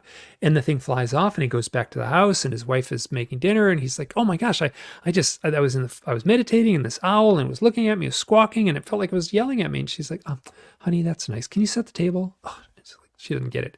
So the kids are at the table, and he's got all his kids are there, and he's like, kids, this is what just happened. I was just out in the forest, and this owl landed on a branch, and it was squawking at me, and I was looking at it, and it was like, and they're like, Dad. And he's like, they don't believe me. So he gets his camera, he goes back to the same spot, and he says, my family doesn't believe me. I need a picture. So the owl lands in a branch. He gets a picture. I use this picture in my talks, and the owl flies off. And then I asked, what were you meditating on? What was your intention? He says, I was meditating if there was a God. Is there a God? That was my question. Like, oh, you were meditating, is there a God? And then someone like squawks in your face, like, oh yeah? Like, choose him out. It reminds me. What about owls in liminal spaces? Let me just give you a quick story. There's no owls in this story, but it's weird. So I just drove almost fully across country, and at night there was a place I didn't feel like I could see well, so I just got off. Couldn't really find a place to stay except this like creepy kind of motel. It looked like the outside looked like it had survived like Hiroshima, and but I go in there, and there's like a skin colored cat that's just kind of like looking at me. and it was fur, but it was like skin colored. And I get in and kind of there's a whole creepy, you kind of get everything. Anyway, I stay there. The next morning I wake up before dawn and I just see movement, and there's just this giant toad that's just like sitting there. And it's And just this like is this in the liminal outside, or outside in like this little circular lawn, and it's in middle of Oklahoma, probably near some tribal. I mean, it felt like a liminal space. I can't describe it in any mm-hmm. other way. It was just weird. But take that sort of vibe and apply that to the owl. Like I can't. There's nothing significant that happened. It was just strange. Mm-hmm. Oh, I get that all the time where the owl has that strange quality to it. It has that majesty to it. People say it. People tell me these kind of, there's no story to it. They're like, oh, the owl, like, landed on the back porch. And we all went, ooh, isn't that eerie? And it's like, it's just a bird, right? But it does have that eerie quality to it. I mean, I've probably got lots of stories like that. I can't think of anything right off the top of my head. Yeah, it's very specific, But I know that kind of eerie liminal space, I could. Yeah, you can't really describe it until you're just there. It's just like a cat not behaving like a cat, just kind of has this knowing. Mm-hmm. But again, it's all perceptual. It's all subjective. Sometimes a cat's just a cat. Mm-hmm. But there was the vibe was off in that place. Yeah. So I'm not, yeah. So, but I'm not, so the owl would certainly would be a good fit for the totem quality. If it'd be interesting. So if this was on native land, so one tribe, there's a lot of tribes in North America, one tribe would have a different folklore than the tribe in the next valley over. So, but it would be really interesting to know what the spirit meaning of the toad was in that tribe. I will definitely look it up because I can look. I'd have to reverse engineer it from the name of the. I mean, just it might not prove to anything, but I mean, yeah, it could be nothing, right? But that was what my mind went to when you said that might have been on native land. Might have. I would have to reverse engineer it. Well, it was once native land, yeah. So. Oh yeah, absolutely. And there was, there were also a lot of tribes that were displaced from other land and put there, right? So like that entire state has that sort of history. All its years, yeah. So yeah, the Cherokees were moved there. Yeah, absolutely. Yeah. So what about kind of going back to the UFO connection? I keep kind of like asking you questions, taking us away from there. It's oh, like owls and UFOs? Yeah. Oh my gosh, there are lots of owls and UFO stories. Yeah. I mean, this book is 400 pages long. That's all owls and UFO stories. Let me think of a good one. Oh well, so that one guy, John, who had the owl touch his forehead, has a really powerful UFO story. So people who have contact experience. So there's the screen memory aspect of the owls, where people will see an owl on a lonely road at night or an owl out the window, and then oftentimes through hypnosis, it'll turn out that wasn't quite an owl, that this was something else, and it'll usually be like a gray alien that will be a stand-in. And so the implication is that these beings are using a psychic force to put the image of the owl into the mind of the observer. Now, the implication is that, someone's driving down the lonely road at night, they see an owl, and they go, oh, isn't that interesting? And the owl flies off, and then they get home, and they're 2 hours late. They should have been home at midnight. It's 2 a.m. Doesn't make any sense. But there was an owl there.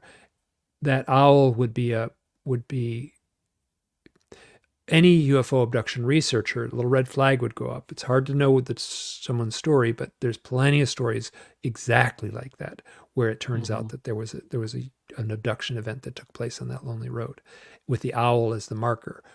the UFO occupants seem to be using the owl as a screen. Now, it's not just owls. It's owls and deer and raccoons and squirrels and firemen. There's all kinds of things. But the owl and the deer, I've talked to a lot of investigators. You said firemen? Firemen. Jesus shows up. Yeah. Oh. Well, so ambulance, like so often. So here, like the fireman, that would be the fire truck would be a screen memory for the landed UFO, given that model. And then there's other people who will like drive by like an ambulance site, you know, like what looks like a crash car, and there's ambulance with glowing lights and stuff like that. And under hypnosis, it's beings that are standing on the side of the road next to their flying saucer. I'm just relaying what has been shared in a lot of accounts. So I don't have that direct experience. And I guess I have talked to people who've had that direct experience, but this is, you know, hypnosis is a murky subject. So the issue is that I'm more interested in the real owls that show up around the time of contact. You know, when people describe a 10-inch little owl that they see, the owls that I saw with Kristen in the mountains were like 10 inches. They were cute, adorable little owls. Those were not screen memories. When people tell the screen memory story, they're like, oh, the owl was 4 foot tall. It had these piercing eyes and something was strange about it. And these were normal owls. So there's a woman who was having contact experiences. She knew she was having contact experiences. They always took place at night. She has memories of aliens in her bedroom, seeing lots of UFOs, lots of really powerful dreams. And so she's 19 years old, and she's working at a summer camp for girls in the Pacific Northwest.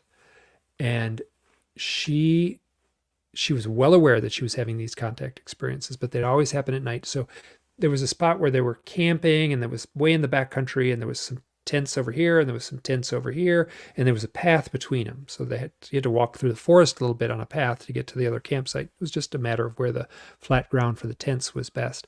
So she's walking on the path, and she could hear the girls behind her, like Girl Scouts, laughing and talking. They're right there behind her. So she's walking down this path, and she turns a corner, and there on the path, or right on the edge of the path, is a gray alien with a big bald head and the big black eyes, full daylight. She said in the full daylight that its head was chalky white, and it looked at me and I looked at it, and she realized it. She, like, this thing was like, oh no, you caught me. Like, the thing, really surprised, didn't expect her to see her there. And I should be careful. I have a tough time. Anytime I say all, I got to be careful. Nearly all communication that takes place between the UFO abductee and the aliens, or the UFO occupants, or whatever term you want to use. Beings, right. The beings is telepathic. So she's looking at this thing, and it's like telepathically basically going like owl, owl, owl, owl, owl, owl. And she watches it morph into an owl, a 4 foot tall owl, right before her eyes. And this thing turns around and walks into the woods. So she sees a gray alien on the side of the trail. Like, it's like, oh crap, you found me. And then it goes owl, owl, owl. She watches it morph into an owl. And then this 4 foot tall owl walks into the woods. Have people in these experiences tried to take pictures of, quote unquote, the owl that is morphed? And then I've never heard anyone take a picture of the owl in the screen memory aspect. No, it'd be really interesting. People got dashboard cameras now and stuff like that. I would be really interested to know what's going on. Yeah. And so, and you know, it's funny because there was one researcher who's he was like, he didn't treat me seriously at all. He was like, no way. These are all screen memories. All these owl stories, all of them are screen memories. I'm like, I don't think so. And he's like, no, they are. And he was basically telling me they are. And I was like, well, he said, okay, well, why don't people have pictures of owls if they're I mean, I just told you my story. Oh right? my God, like, I've got files of pictures. I get 3 pictures a week, just like that one. The picture you showed me, here's the owl on the fence, here's the owl on the tree, the guy that was meditating in his yard. I got a picture of that owl. Like, I got files full of owl pictures that people send me. And so I was like, well, So that was funny because I felt like I could. He wasn't interested in hearing my side of the argument though. Looks like somebody saw a bird that was 3.5 feet tall. And he went Well, back there's to the certainly picture. 3.5 foot tall. Yeah. Like there's penguins and ostriches and stuff like that get real big. And then it's tough, right? Because you see something far away. Like how big is it really? You know, like there's like you don't have to be very far away. Like how big is a deer really when you see it off in the forest? You have to take a guess how big it is. You get close to it, they're pretty big. You know, so they bark hard at to you know if you get too close. Yeah. You ever have a deer bark at you? I've had them huff and puff at me. Yeah. Yeah, it sounds kind of like that, Yeah. like a huff and puff little bark. Yeah. Yeah. Okay. Anyway, keep going. Okay. Here's one. This is a story I love to tell because it ties into some of the. There's no UFO in this story. I can go back to UFO stories if you want, but a young guy he's a young man. He was 12 years old, or he was a boy, 12 years old. This man gets a hold of me and he says, I was living in a reservation, an Indian reservation in Michigan. I think it was the Huron reservation. And I grew up in Michigan. I was like, I didn't know there's a reservation there. And I look on the map and sure enough, there's a reservation. I looked at it on Google Maps. It doesn't look like much. It looks like a neighborhood. So he grew up in this reservation and he had a kite. As a 12-year-old boy, he had a kite, a red kite that he loved. And he would fly this kite. So the string on the kite and the ball of string in his hand, and there was a big gust of wind, and the kite got pulled the string got pulled out of his hand. So the kite and the string go off, and he watches it go into the forest, next to the meadow. And so he gets his friend, and he said, let's go find my kite. Let's go find my kite. So they walk in the forest, and they see the kite high in the tree. And they walk to the base of the tree, and there at the base of the tree is an owl, but it's all wrapped up in the string. And so they get an adult, and they come back, and the adult cuts the string off the owl with a scissor. And then the owl is actually injured, so it has an injured wing. So they have to nurse it back to health. So they nurse it back to health and release it. And he told me this whole story, and I said, I got to ask, are you a shaman? And he went, oh man, in a word, yes. And he told me some stories. I don't want to go into it, but it was not an easy role. Like it was tough. There were some tough issues with going through his role as the shaman. So I would also say that would be another totem of the owl. The owl is not a light and fluffy. People say, is the owl good or bad? I'm like, oh, I can't answer that one. What I can say is the owl is very often associated with a challenge. Shamanic initiation be a challenge. And so a challenge can be difficult, but can be very challenging, but that doesn't make it bad. So I would say the owl is also a totem of the transformational process, which I talked about earlier, but I would say it's the totem of a difficult challenge, because I have a lot of stories where the owl sort of shows up as a marker when someone has a very difficult point in their life, or they're confronted where they have to do something very difficult. What other sorts of experiences have people had on a kind of a longitudinal basis over the course of their lives, where owls kind of make a presence at specific points or periodically during these challenges? Do you have any stories that kind of cover that? It's a very specific question, but well, Chris Bledsoe would be a good one. Yeah. So Chris Bledsoe, it's in his book UFO of God, and the church, his family church, there was a Christmas gathering at the family church, and he was there, and was for the young kids. He was a little boy at the time. He's the same age as me, roughly. So this would have been the late 1960s. And so his mother came to pick him up at the church, and he was standing outside the church, and he talked about seeing this owl on a branch of this oak tree that was right in front of the church. I've been to that spot. He showed me, here's the oak tree, here's the branch. I was standing here. The owl was there. He talked about it in such magical terms, like just this mystical quality to seeing this owl. And his mother pulls up, and he gets in the car and drives home. That was Christmas pageant. a few days later, on New Year's Day, I think he was 9 or 10, he got shot in the back with a shotgun. And that story's, and he had an out-of-body experience, or a near-death experience. And so there's an owl that shows up in the lead up to this challenging experience. That's owls in death. That's owls in a challenge. Chris has all these UFO experiences. It's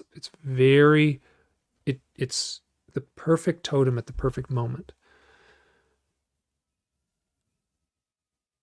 What about owls and psychedelic experiences? I think that was the fifth kind of context that you spoke about. This is one I've only told the story a few times. The fellow gave me permission to tell it.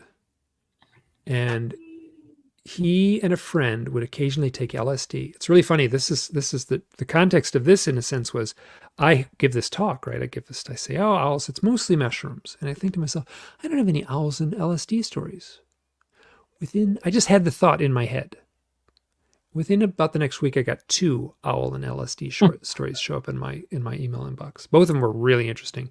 This one, so him and a friend through college would go through this process of ritualistic. They would take LSD, and they had spiritual books, and they had certain music chosen for spiritual reasons, and metaphysical books, and they would read these books, and then let the trip happen. And it happened all night. They were busy all night long with this psychedelic experience. And then as the sun was rising, they were kind of coming down, and they're like, whew, okay, winding down. Okay, so they went outside. The visionary experiences were all done, but they were still just in that final phase of the trip. And they walk outside, and there's an owl on the roof of the house that they'd been in, standing right at the peak of the house, and it's looking down at them.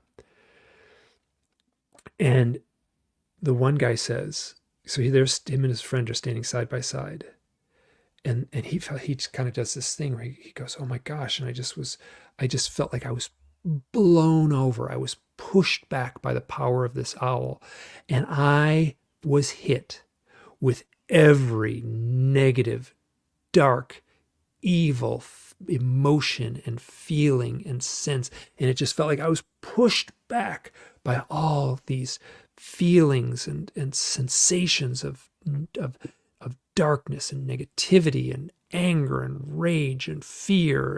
And then he comes to. And he's fine, and he's standing, and he looks at his friend, and his friend is like in a similar pose, but he's not in the same spot. And he rushes over to his friend, and before he could say anything, his friend says, oh my gosh, that owl on the roof? I looked up at that owl, and I looked up, I locked eyes with that owl, and I was hit with this wave of energy, and I was hit with every feeling of joy and perfection and love and happiness and bliss. And I came to, and the owl was gone. Why the bipolar response? Well, if this was a dream, so if this is a real life event, so let's pretend it was a dream. It's a little easier to analyze a dream. My sense is they were seeing 2 sides of the same coin. Right? They were I think it was just willy-nilly who got the bad one and who got the good one. He didn't say he wasn't scarred by this or anything like that. It didn't didn't torture him or anything like that. But it was just so woven into this issue is a riddle that can't be solved. Do you know what a Zen koan is? Yeah, it's like a statement. Like the sound of one hand clapping is a Zen koan. Right. So you would give the Zen master would tell the young monk to meditate, and then he would give him a koan to meditate on, a Zen koan, or koan. I think it's Koen, and it would be like, what's the sound of one hand clapping? Well, there is no sound of one hand clapping because you can't clap, so you're forced to meditate on something illogical that has no answer. I just feel like some of these owl stories are I sometimes call the owl a Zen koan with wings. Mm-hmm. Right? It's just, it delivers this unanswerable question. It definitely makes you think, and definitely shows up during periods of time when you're questioning things, questioning things beyond the physical. I guess the way I The would metaphysical, describe it. exactly. Right. It's not, the eagle in the bright sunshine is all kinds of physical, pragmatic things about, wealth. And I mean, that's the association with the owl. The eagle is a power animal about very pragmatic ego issues and things like that. The owl is a mystical thing about the shadow issues. What do you tell people who relate these stories to you and kind of ask you for the meaning? How do you approach that? I got to be really careful because I'm not a therapist, so I can't give clinical therapy or anything like that. And I say that right up front. But what I can say is you're not alone. Lots of other people have had these experiences. You are not alone. People will say like, oh, well, oftentimes, especially if it's associated with a UFO or something like that, say, oh, I can't tell. I can't tell my wife this story. Can't tell my boss. And I'm like, you are not alone. This is a part of the human experience. And I go back to those 5 things. Like the owl is associated with a highly charged human experience. You had a highly charged human experience. Like finding the owl wrapped up in string and then becoming a shaman. That's a highly charged human experience. And the owl is associated with that. So so what I can say is you're not alone. And then sometimes very often I don't have an answer. I got to be honest with that. I can also say that I have some scary stories in my files. Scary stories. You can't leave without discussing one of them. Oh, I got to think of one. You have my full permission to give the scariest one. Okay, so this is another one. This guy contacted me. His name was Joe, and he contacted me and he told me the story, and it's in the book, and then years later, someone asked me the question. This is in the Messengers, that book? This is in the Messengers, the blue book, yeah. What's the name of the story? I have it, so I want to read it. Oh, it would be tough for me to pick that out. It would be tough for me to pick that out off the top of my head. But it might ring a bell when I tell it. So someone asked me, this is how strange it gets. Someone asked me, do you believe all the stories? Do you think people are lying? And I had to say, like, they could be. I'm looking for the patterns. Like, I'm very cautious to tell a one-off. But why would they lie? Right?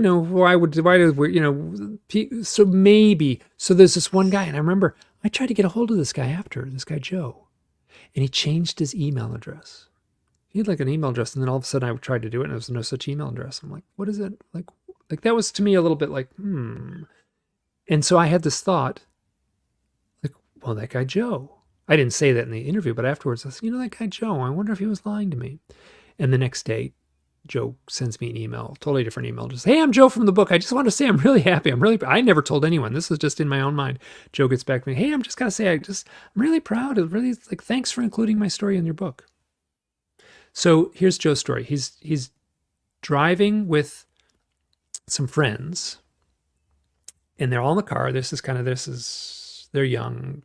I think late teenager, it might be college age, and they're driving at night, and they're all packed in the car, and they got to drive one person home, and then they got to drive the next person home, and there's this bright light in the sky.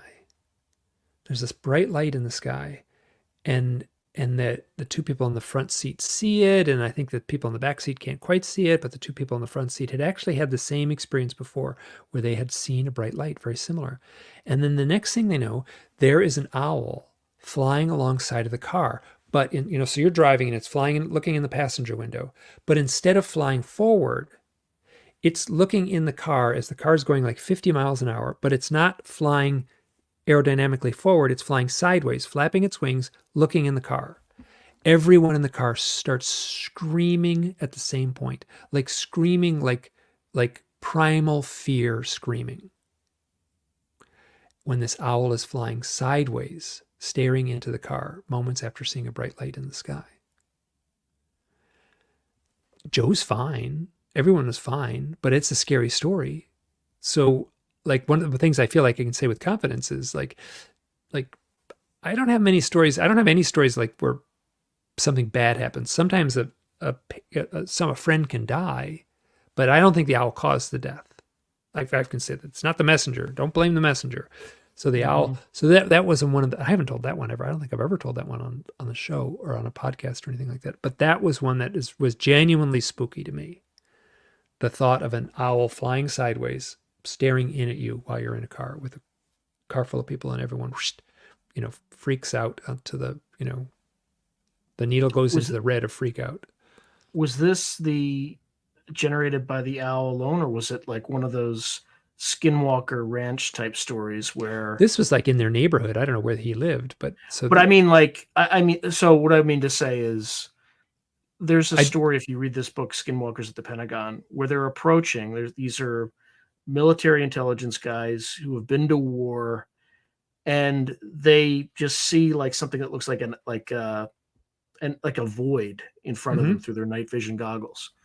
And as they get closer to it, they feel this irrational fear. So there's no sensory data that would logically explain that fear. It was just like the closer they got, the more this subconscious fear, or this fear increased, right? Is that kind of the fear in Joe's story, or were they just very much so? Very much so. Okay. Yeah, they were describing that irrational fear. Now, I have an experience. So I don't talk much about my own stuff here at all, which is great because I feel like I overtell some of my own things. I have an experience in 2010 where I was camping in a tent with this close friend of mine, Natasha. We were driving around the West. We were on a great trip. We were going to all these like hiking in the desert and stuff like that. So I'm in the tent with Natasha. This is so interesting. Leading up to this, we were in Cortez, Colorado. Little town of Cortez, Colorado. We had just left Mesa Verde National Park. So we had been in ancient dwellings, ancient Native American dwellings. And on the drive back down from the high country back down to the town, the car was acting up. My Subaru was acting up, and it was kind of like I could smell something, and I could feel like the brakes aren't working. Something's up. So I pull into this little town. I talk to the guy at the lunch restaurant, and I said, "Where's a good place to take the car?" And he goes, "Oh, everyone in town uses the same guy. He's great. You got a Subaru? Take it to this guy here." So I drive just a couple blocks away, and it's just on this cute, adorable, sweet town, Cortez, Colorado, and he says, "Okay, we'll put it up on the rig, and we'll So we didn't have a car, so Natasha and I are sitting out in this lovely afternoon, and then a little while later, he says, "Oh, come on back in." So the mechanic, he's literally got his oily rag in his hand, and he goes, "I can't let you leave town or you'll die." I'm like, whoa, what does that mean? He's like, "Well, your brakes are like really close to failing." And that's how they felt. And he said, legally, I can't let you leave the shop because the car is unfit to drive. I'm like, "Okay, what does that mean?" He's like, "Well, so I can get a part." It took me 5 days to get the part. So we rented a car. The guy set us up with this cheap rent-a-car. It was actually really cheap. It was great. So Natasha and I drove around for 5 days in this nice rent-a-car, and which is much nicer than my beat-up old Subaru. But so the night of the guy says, "You can't leave home. You can't leave town or you'll die." Natasha and I camp on the side of the road in this really pretty spot outside of this little town in Colorado. And Natasha was agitated. Natasha was very agitated that night.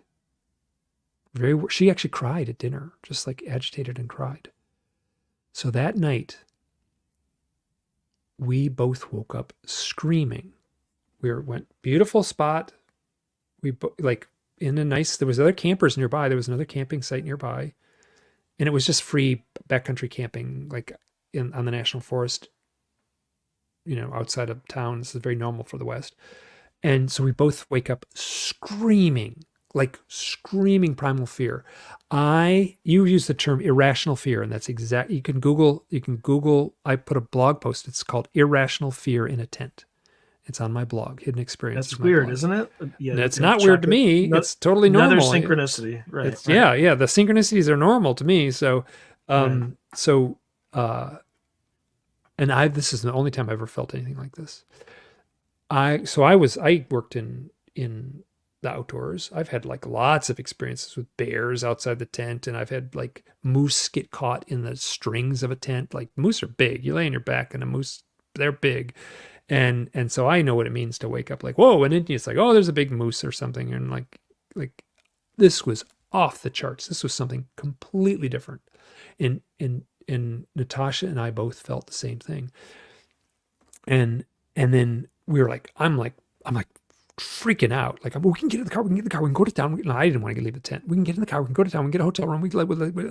And then there's just this point where we both go back to sleep.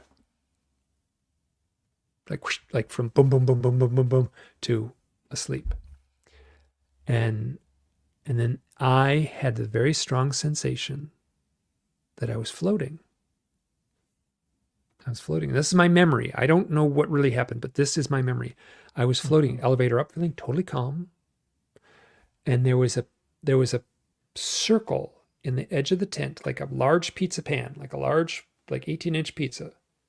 And it had a dot in the middle of it. It looked like it was made out of translucent floating plastic. And it was in the corner of the tent. And I'm floating up, and all of a sudden I should have bumped into the roof of the tent, and I just it, like in a movie where they dissolve from one scene to another. It just like I just dissolved, and I was in this white realm. And as I was floating up, I said, am I on a table? Excuse me. As I was floating up, I said, I have to remember this. I have to remember this. I have to remember this. And the next thought was, am I on a table? Am I on a table? Am I on a table? And then I heard I don't think this really happened, Natasha's voice, but I heard Natasha say, Mike, you're floating. And then whoosh, I felt like I was sucked back into the tent. I don't think that really happened. She has no memory of that happening. And I'll also add that Natasha has her own set of contact experiences. That's how we met at a conference. And so I don't think that happened. So this is unusual. I usually wake up in the middle of the night. So we woke up panicked, went to sleep in an instant. We were probably awake and freaking out for 5-10 minutes. I remember it was funny. I was under my breath. I was going, love and light, love and light, love and light, love and light, which is not something I would normally say, but wow, was I saying it right then. And the next morning we got up. How much time do we have? We can go a little bit over. Okay. Let's go. Let's finish the story. And okay. Stuff is so weird. So when I was floating up, I looked at that circle in the tent, which is called a mandala in Jungian. Mm-hmm. I've looked this up, a mandala, and it's also the astrological sign for the sun, which is called the monad, which I've looked it up since then. Mm-hmm. So I'm floating up. I'm looking at this floating pizza pan circle, and I say to myself, that's the thing in my eye. So I'll go back up a little bit.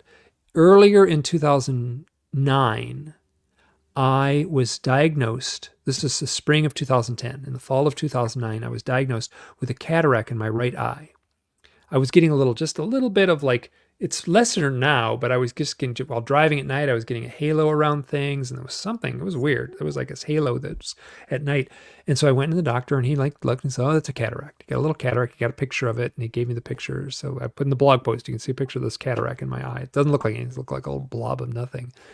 But when I could lay in the sunshine, and this was a weird thing. I could lay in the sunshine. I could see the cataract in my eye. I could kind of squint. You know, you can kind of squint into the sun, and you can kind of a little glinty thing there. And there was a point where it just like went whoosh, and I could get this super clear image. And this is also in the book, in the Messengers. I could get this super clear image of it looked like a death skull or a gray alien. And curiously, it looked like me. Like I'm bald. Sometimes my eyes are too big. Try to make a point and so could have been me. So there's this caricature of me, perfectly symmetrical, and it's seated like a Buddha. Mm-hmm.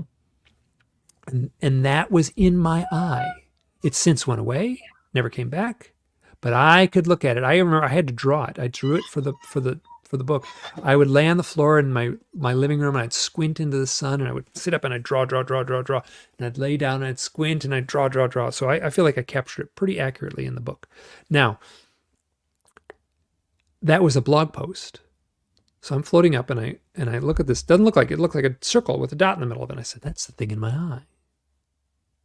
And I get up so the next morning, I'm like, Natasha, we're like still in sleeping bags. What happened last night? She's like, I don't know. It's like, what happened? She said, I saw a face. We saw a face. What do you mean you saw a face? And she's like, well, I saw a face. And I was like, can you describe it? She said, no, I can't describe it. She's like, where was it? And she points to the exact same spot in the corner of the tent where I saw the floating mandala. And I said, you got to explain it. Like, try to explain what it looked like. She said, I can't. Well, the only thing that it looked like, the thing on the blog, that thing in your eye, that drawing you did on the blog, that's what it looked like. And I get up out of the tent. And I take my shirt off and I have a big long scratch. This actually was later that night.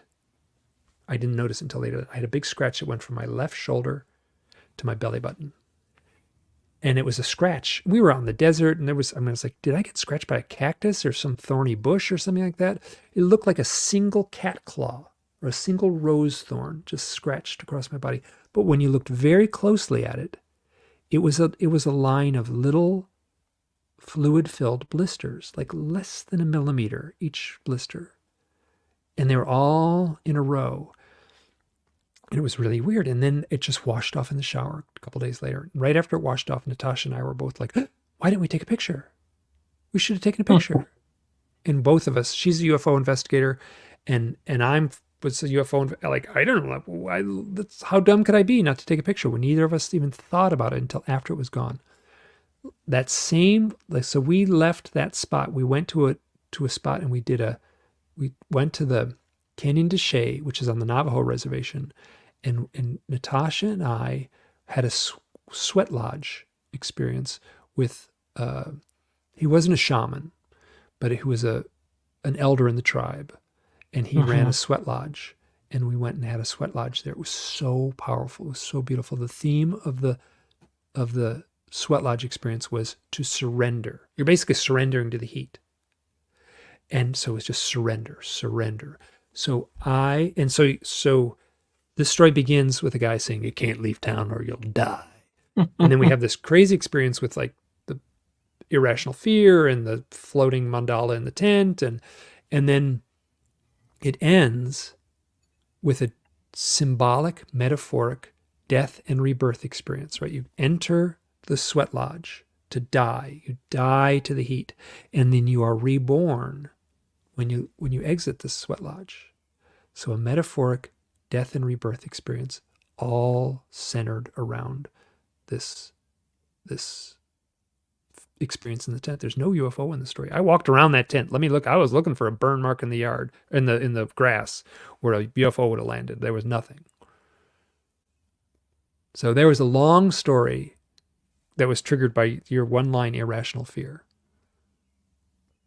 Well, I think that's a great point at which to end. So, Mike, as always, thank you very much. And thank you for sharing all of those intriguing stories. That's my honor. This was great.